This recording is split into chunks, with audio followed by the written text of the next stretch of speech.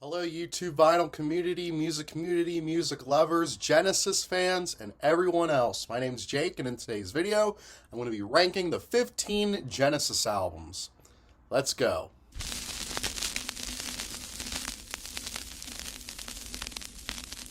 Well, folks, it surely has been a while since I made a long-form video like this, so I apologize. I just haven't really been having the time or the energy to make a video like this, but I have a lot of free time this evening, and I listened to all 15 Genesis albums since my last video was uploaded, and I didn't listen to their discography for no reason, so I felt like ranking all 15 of their studio albums, starting with From Genesis to Revelation to Calling All Stations. So Genesis, they don't really need much of an introduction. They're a pretty legendary rock band from England. They were originally led by Peter Gabriel, and they were very much a progressive rock and symphonic prog band in their early years.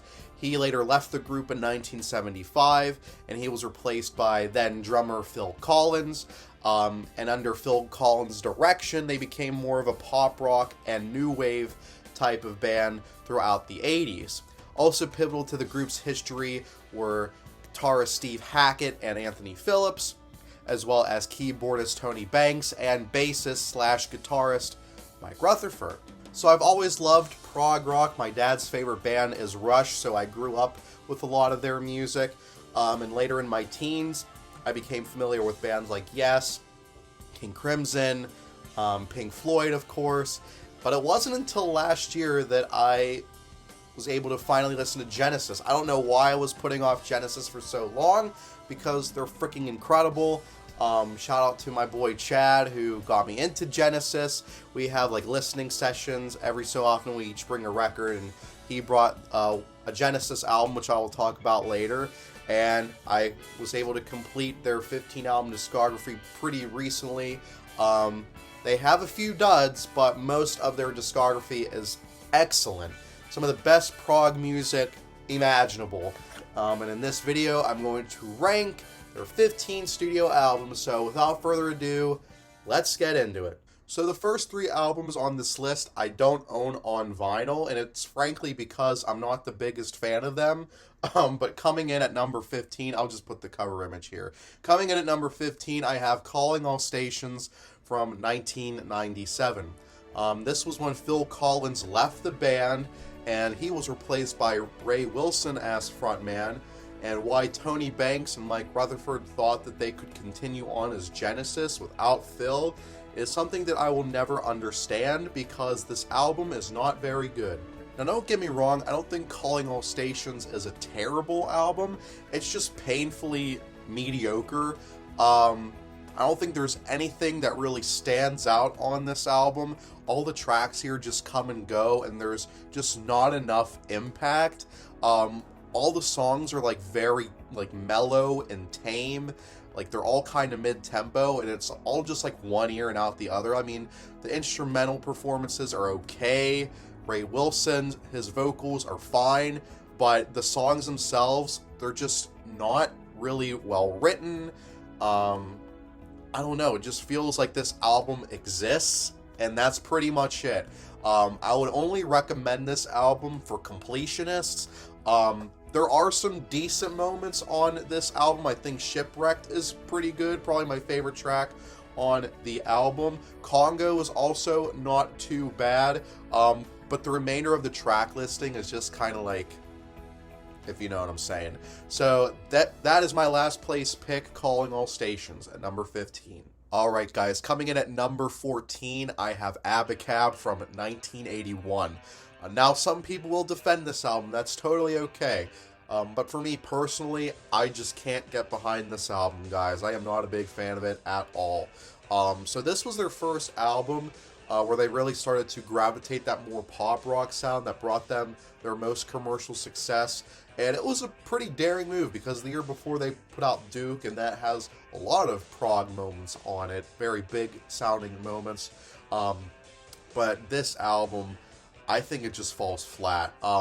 There are some okay moments. I think that the title track is pretty good. Definitely has some of the more experimental moments on the record. I also really like No Reply at All. I think that's a very catchy pop tune. Keep It Dark is also pretty solid. The rest of this album I do not like at all. I think the production sucks. I think it's the most dated production of any Genesis album, and I just think the songwriting most of the time is not good enough.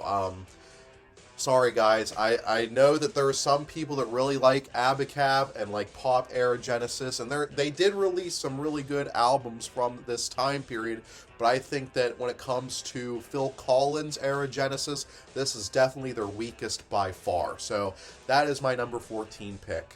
Okay guys, coming in at number 13, I have We Can't Dance from 1991. So this was the last studio album to feature Phil Collins before he left the band, and I actually think that We Can't Dance isn't a bad album. There's definitely a lot of good moments on this record, such as the two opening tracks, No Son of Mine and Jesus He Knows Me, the latter song being a song about televangelism. It's very satirical and bitter. Very good song. I Can't Dance isn't a bad pop song by any stretch of the imagination, in my opinion. There's also some really nice adult contemporary type of moments, like on Hold On My Heart, which is a really nice dreamy ballad. And the album closes with the phenomenal Fading Lights, probably my favorite song on the album if I had to pick one. It's just this really grandiose and atmospheric song.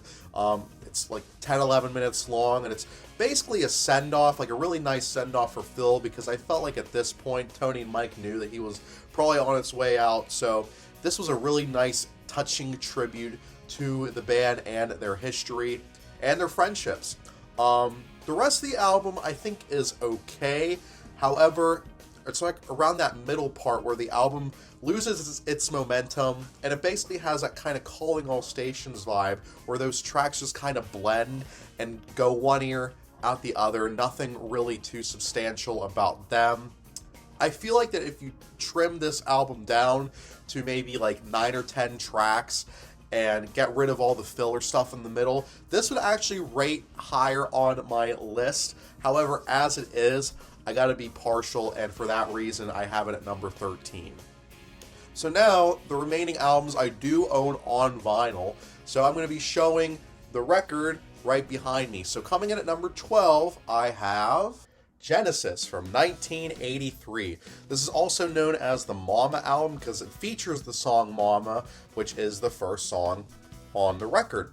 So I think that this album is a substantial improvement over Abacab. I think the production is a lot better. I think the songwriting as a whole is tighter, and there's just some really good material on this record, particularly on side A. I mentioned Mama earlier. It has kind of like a more industrial edge. It's a very dark and brooding song. It's kind of uncharacteristic of Genesis, which is pretty cool.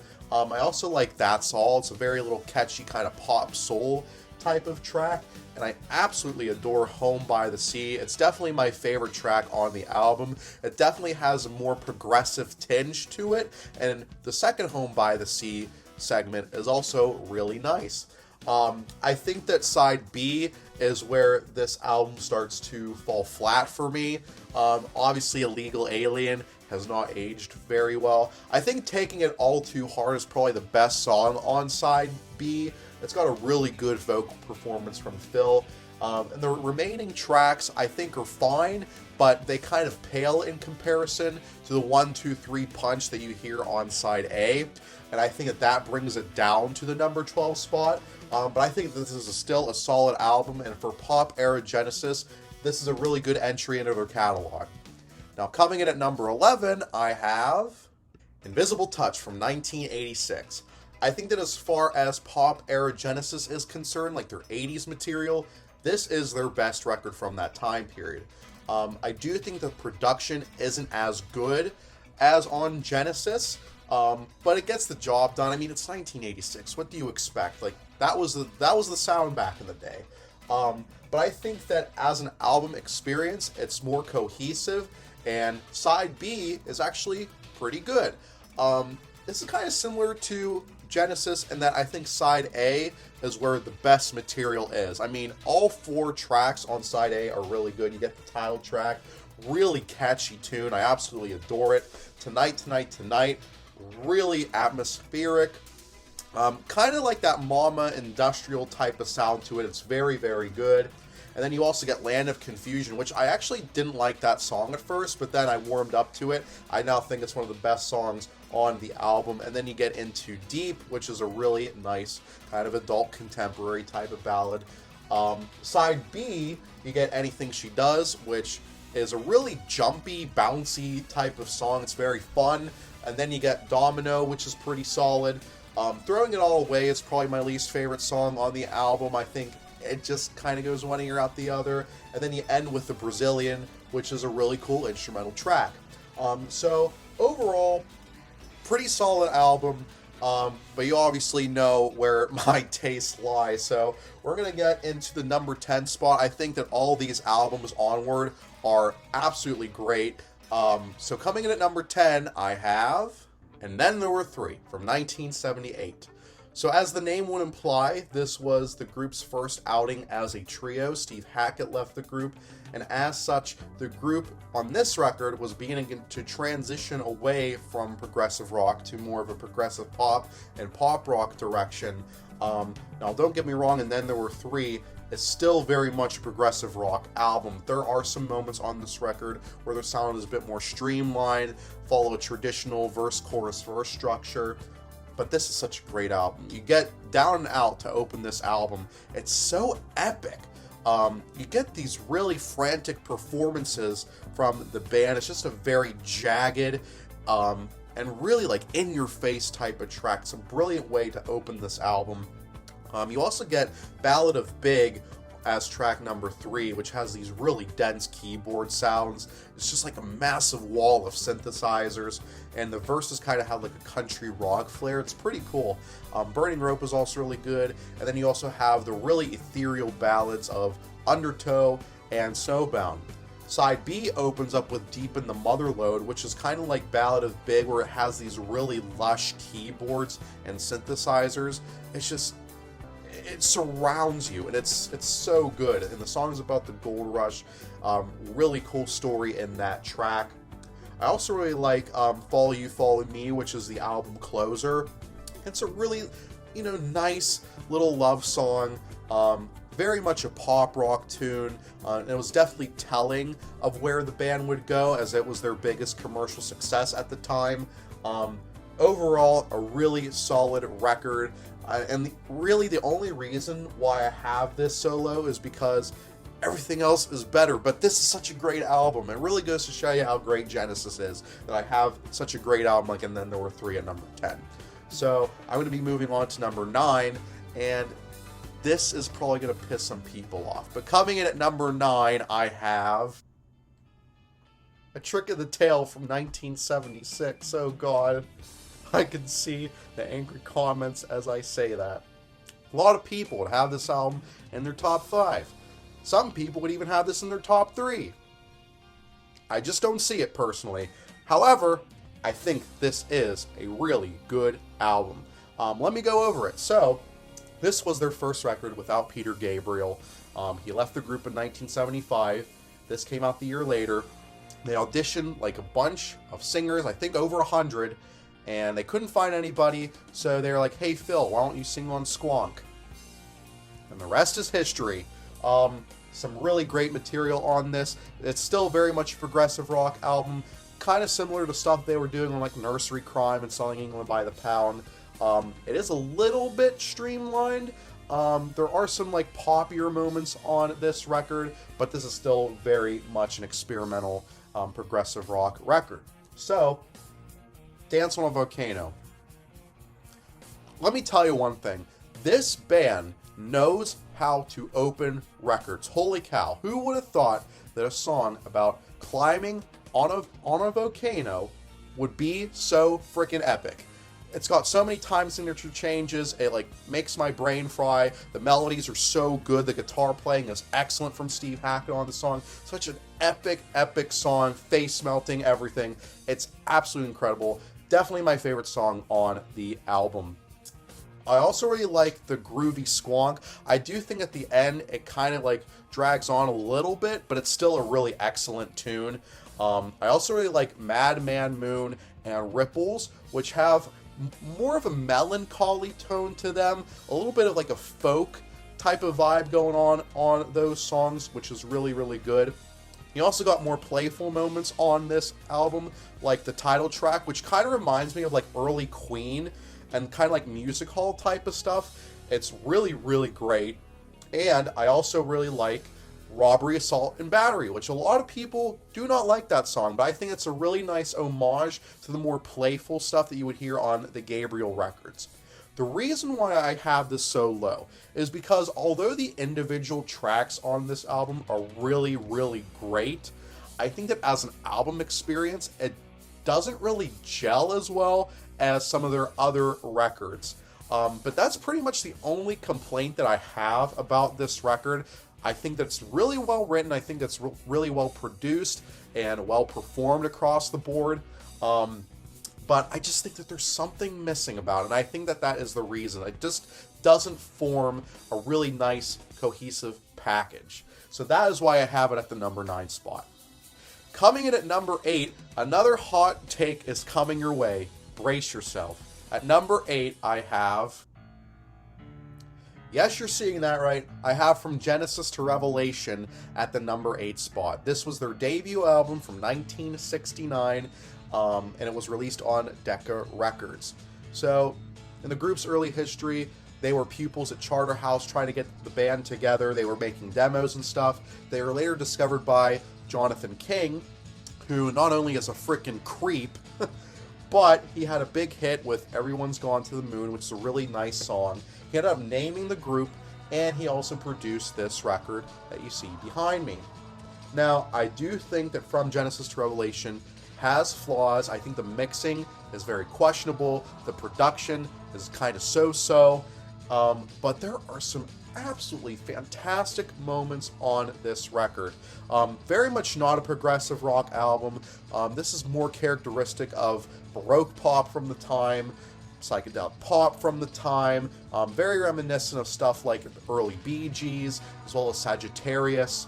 And I absolutely love that style of music, so I think this resonates with me much more than other people for that reason. But literally, guys, this album has some of the best Baroque pop I've ever heard in my life, and that's not an exaggeration. Some really great moments on this album include When the Sour Turns to Sweet, which is the opening track on the album. It's got these really catchy finger snaps, very minimalist arrangement, some great piano work from Tony Banks. Some other great highlights on this record. You got The Serpent, which kind of has like a psychedelic rock, The Doors type of vibe, and it's really well done. I also really love the songs In the Wilderness, In Hiding, The Conqueror, and One Day. 4 back-to-back tracks, and let me tell you guys, they are some of the most beautiful songs I've ever heard in my life. Like, seriously. In the Wilderness and One Day in particular have these really haunting verses, and they just bloom with these absolutely gorgeous orchestrations from Arthur Greensdale. They're just absolutely wonderful. And there's also some really nice ballads on this, like Fireside Song, which has really good acoustic guitar work from Anthony Phillips, as well as Window. Window's a pretty nice little mellow tune, and then The Silent Sun is a really great way to almost close the album off.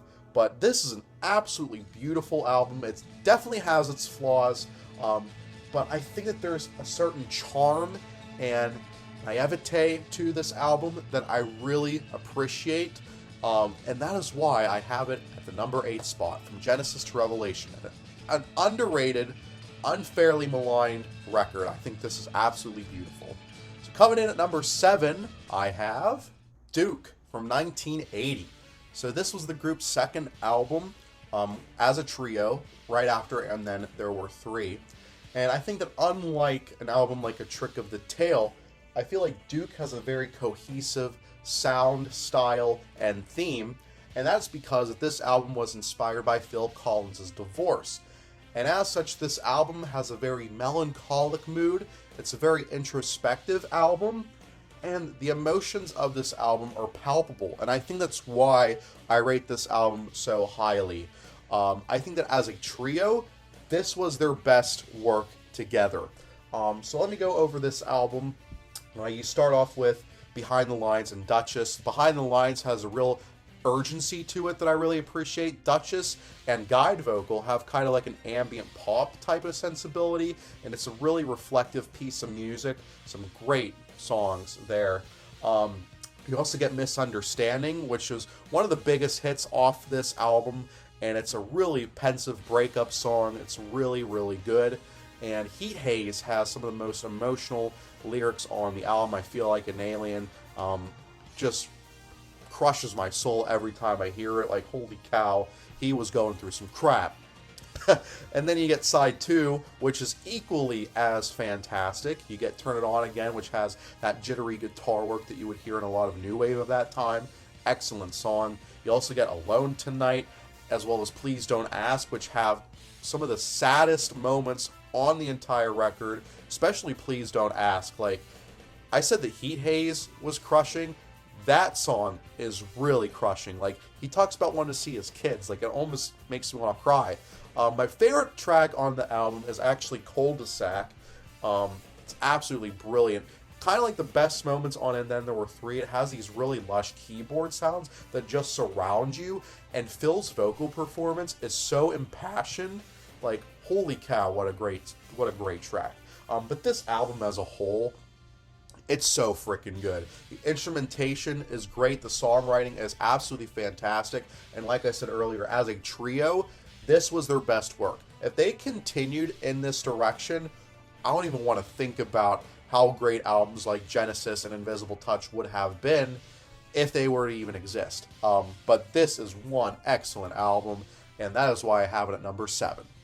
Coming in at number 6, I have The Lamb Lies Down on Broadway from 1974. So, this is a concept album. It's a rock opera. And it's about a guy named Rael who lives in New York City. Kind of has a questionable lifestyle, to say the least, and he goes through some surrealist existential journey.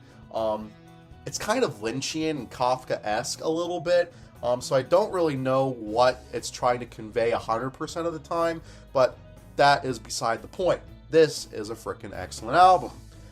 It's got some really great moments on this. I gotta actually look at the record because there's so many songs on this record. It's kind of hard to keep track of. But obviously, you have the title track, which is fantastic, and Fly on a Windshield. Great way to open this record. I also really like Cuckoo Cocoon, which kind of has like a progressive pop type of edge to it. My favorite side on this record is side 2. You get Back in New York City, which kind of has like a proto-punk urgency, and it's excellent. And then you follow that with Hairless Heart, which is honestly one of my favorite Genesis instrumentals. It is so incredibly poignant. Then you get Counting Out Time, which is a really funny song about losing your virginity, to put it lightly. And then you get Carpet Crawlers. Holy crap, what an ethereal piece of music it is. It is absolutely mind-boggling.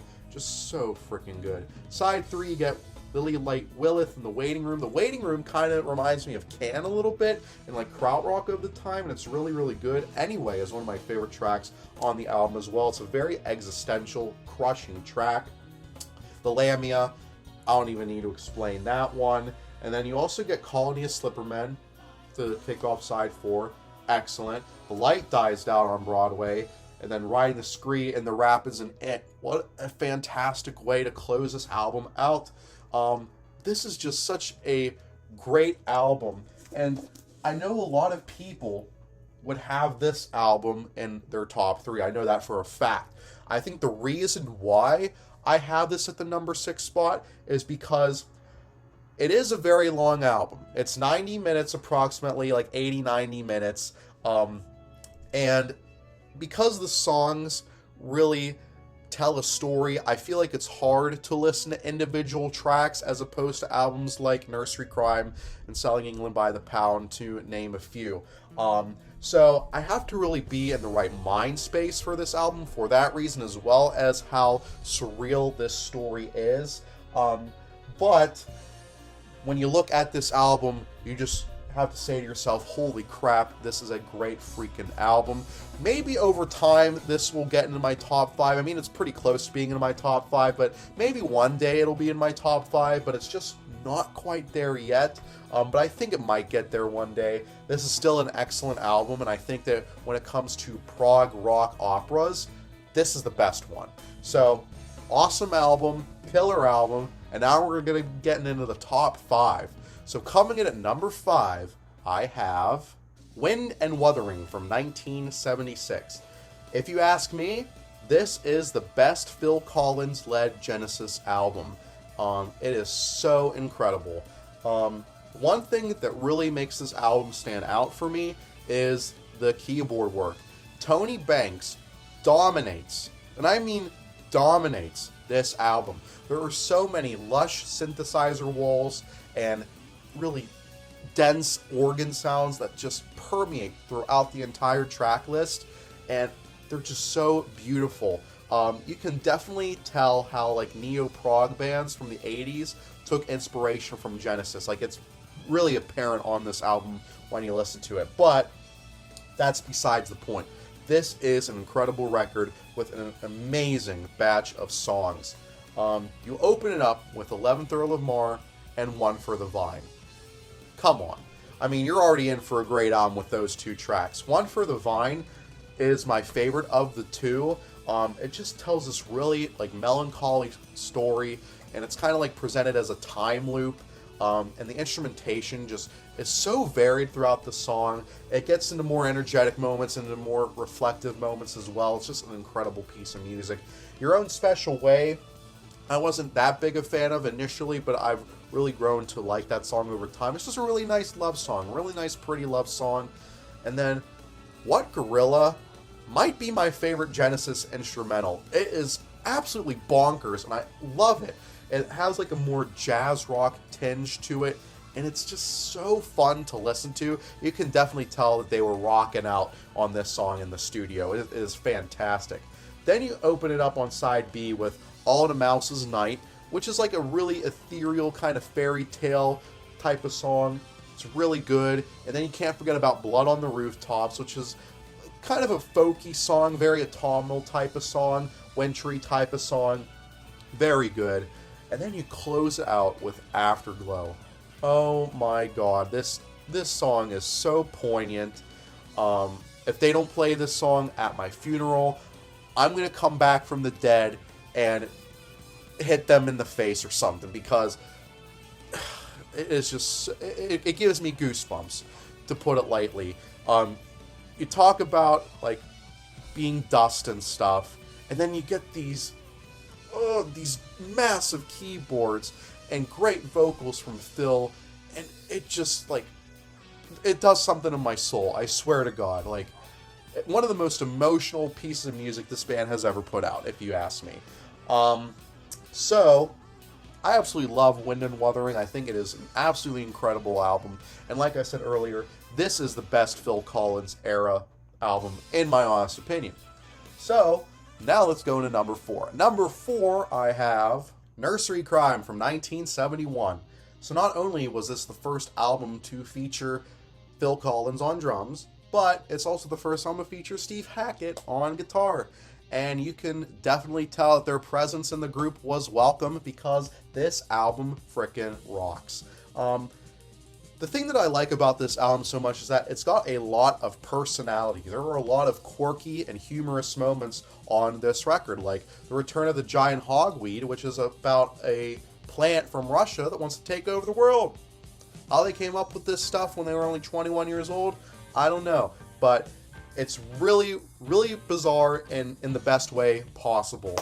And you also got Harold the Barrel, which is about a guy who wants to kill himself. And it's just a really playful type of composition, like really intricate bass work from Mike Rutherford. It just sounds really bouncy and jaunting, but it's about something like that. Like, talk about black comedy. But there's some other really excellent moments on this album as well. I mean, it opens with the musical box, which is one of the best Peter Gabriel era songs of Genesis. Like, it's about this spirit guy who lives in a music box and he wants to do the deed. It may sound wacky on paper, but Peter Gabriel's vocal performances are extremely anxious, and he plays the part so well. And then you got Steve Hackett on guitar. Some of his best guitar work as a member of Genesis is on that track. It's just a phenomenal piece of music. 10 minutes of perfection. And you also got Seven Stones, which is a very melancholic tune. One of my favorites on the album. And The Fountain of Salmacis, which is about the mythological story of the same name. So, overall, this is an excellent album. Honestly, I think this is a really good starting point if you want to get into Genesis, because it really has a lot of experimental and technical musical moments on it, and it's really gratifying in the process. And like I said earlier, this album just has a lot of personality, and it really goes to show what Genesis was all about. So that is my number 4 pick, Nursery Crime. And now, ladies and gentlemen, we're getting into the top 3. Holy crap. So, what's going to come in at number 3? Well, here's my number 3 pick. Foxtrot from 1972. Wow. Talk about a progressive rock masterpiece. It might be only 6 tracks, but talk about quality over quantity. If you love progressive rock and you don't own Foxtrot, what the hell are you doing? You are doing yourself a disservice. And honestly, I would say that for the top 3 at the very least, but this album is so freaking good. You open it up with Watcher of the Skies, which is a really anxious type of space rock type of tune. You got that 6/4 time signature, that really anxious bass line from Mike Rutherford, and it's so good. It propels the track forward, and it's just absolutely fantastic. Then you get Timetable, which is a really melancholy tune. It kind of reflects on like a lot of history and stuff, and it's really, really beautiful, well done. Get 'Em Out by Friday is probably my least favorite track on the album, but I still think it's really, really good. It talks about the rent crisis that was going on in England at the time, and it was really foreshadowing what they would do on their later record. And I also like how Peter Gabriel portrays 3 different characters with like the voice timbres that he uses, and it's really, really interesting to hear that on this song. Then you get Can Utility and the Coastliners, which is an absolutely phenomenal piece of music. It starts off with like this folky passage, and then the song just builds dynamically and it becomes really grandiose towards the end, and it's just absolutely fantastic and very rewarding and cathartic. Then you get side B with Horizons, which is inspired by some like classical music, and it really shows really well done acoustic guitar work from Steve Hackett. And do I even need to talk about Supper's Ready? Supper's Ready, come on. That track propels this album even further up into the echelon than it would had it not been there. But holy crap, it's on this album, and it's absolutely mind-boggling. Wow. I can't even talk about this track because it's 23 minutes long. It goes through so many different forms and variations. But let me just say, that New Jerusalem bit, it gives me goosebumps, guys. It is so incredible. Just overall, an absolutely fantastic album from Genesis. It is definitely worthy of being in the top 3. Now, coming in at number 2, might surprise some people, but at number 2, I have Trespass from 1970. Yes, this is my number 2 pick, above Foxtrot, above The Lamb, above A Trick of the Tail. I absolutely adore Trespass. I think that this is nearly a 10 out of 10 album. Some people don't even really classify this as a proper Genesis album because it doesn't have Phil Collins on drums. It was John Mayhew at the time, and this was also the last album to feature Anthony Phillips before Steve Hackett joined the group. And even though this album kind of gets overshadowed by what followed it, I think that Trespass has so much to offer, and it is such a beautiful record. Now, don't get me wrong, the original mix of this album is very muddy. However, the copy that I own is the 2018 half-speed remaster. This is by far the best sounding version of this record that I own or have owned. it is just so clear. The clarity of this is unreal.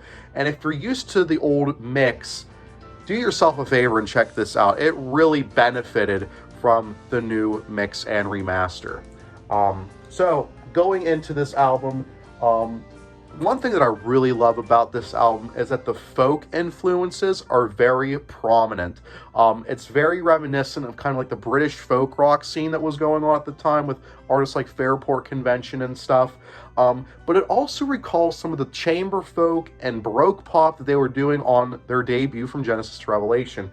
And it's just this melting pot of folk and like ethereal pop, and it's just like, oh, it really stirs my soul in the best way possible. This is such a beautiful record. You go in with Looking for Someone, which starts off with these really cool organ chords. I could actually see like Mark Hollis from Talk Talk taking inspiration from that and using it on albums like Laughing Stock and Spirit of Eden. But then the arrangement really propels forward and it's fantastic. White Mountain is a really lush, wintry tune about wild animals like on the hunt.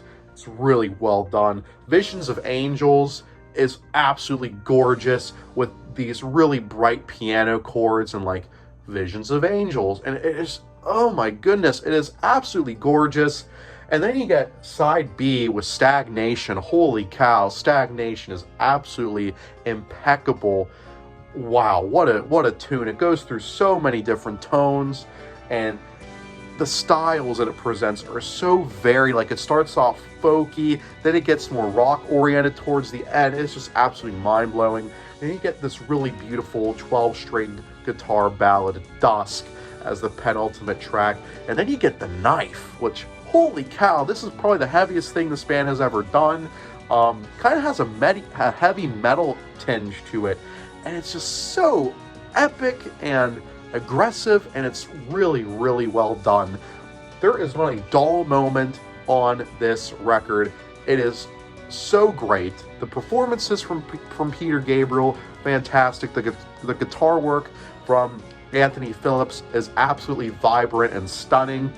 And John Mayhew, rest in peace, very serviceable drummer for this album. But overall, the band really came together and made their own sound on Trespass. And it is just absolutely a terrific record. And that is why I have it at the number 2 spot. And I think you know what's coming, the number 1 spot in the album, obviously. Here it is. At number 1, I have... you guessed it, I have Selling England by the Pound from 1973 at number 1. This is my favorite Genesis album. Not by much. Trespass is really competing with this album, but this is my number 1 pick for my favorite Genesis album. And this is a lot of people's favorite. The band members themselves have mixed opinions on this album from what I've read, but I don't understand why. I think this is a really excellent album. It's a very kind of conceptual album about the loss of English culture at the time, the economy dwindling. There was like kind of some cultural shifting going on in England at this time, and Genesis reflect on this with Selling England by the Pound. Some really great material on this album, obviously. The thing that I really like about this album, it has a really nice ebb and flow between these really lengthy progressive cuts, and then you get these softer songs in between that really round this album out. But let's go through it track by track. You get Dance with the Moonlit Night, that features the lyric Selling England by the Pound, and basically how English folk culture is beginning to dwindle. And it's a really captivating song, a very folky arrangement, and then you get this wonderful Steve Hackett guitar and some choirs in the background, and it's just absolutely phenomenal when that choir kicks in for the first time. It really gets to you, like, holy cow, this track has a lot of impact. Then you get the psychedelic pop of I Know What I Like, and that's now my go-to lawn mowing song because, as you know, my name is Jake, and it talks about Jacob the lawnmower and how he's content with just being a lawnmower. But it's a really well done psych pop tune. And then you get Firth the Fifth. Holy cow, what a great song. You get these really intricate piano melodies from Tony Banks to kick it off. Then it really kicks in with this really powerful guitar chords, great vocal melodies from Peter Gabriel, and then you get this like triumphant bridge section before the emotion starts to get a little bit more somber, and it's just so well done. What a great piece of music. Then you get More Fool Me, which a lot of people don't like, but I actually really like this song a lot. It's a really nice, folky, acoustic love song that really rounds out side one, I think. It's a good way to end it. Then you get the Battle of Epping Forest, which is a really zany song about a gang war, and it's just really playful, but it's also really intense, and it's just so well done. It tells an incredible story. And then you get After the Ordeal, which is a really good Steve Hackett instrumental. Then you get the Cinema Show. Oh my god, I absolutely adore the Cinema Show. The Cinema Show is probably my all-time favorite Genesis song if I had to pick. It tells like this Romeo-Juliet love story and how there's more earth than sea. If you know what I'm talking about, you know how powerful that lyric is. And then you just get this amazing keyboard solo from Tony Banks. Some of the best stuff he's ever recorded. It's just absolutely mind-blowing. Just impeccable musicianship all across the board on this record. And then you finish it with Isle of Plenty, which reprises Dancing with the Moonlit Night in the best way possible. This album is an absolute masterpiece. This is their best work. I think it's just such a cohesive album with a lot of great lyricism, a lot of great musical performances, very prodigious sounding, very big sounding. They really made a statement with this album. And I think this album really solidified their status as a rock staple in progressive music in England. So kudos to Genesis. Thank you for making such great music. Selling England by the Pound is my #1 pick. And guys, if you reached this part of the video, thank you so much for watching my Genesis ranking. If you enjoyed this video, please hit that like button and subscribe, and comment what I should do next. I got over 500 records, so I'd love to make more long-form content soon. But anyway, that does it for this video. I'm Jake. I'll see you in the next video. Take it easy, guys. Have a great rest of your day.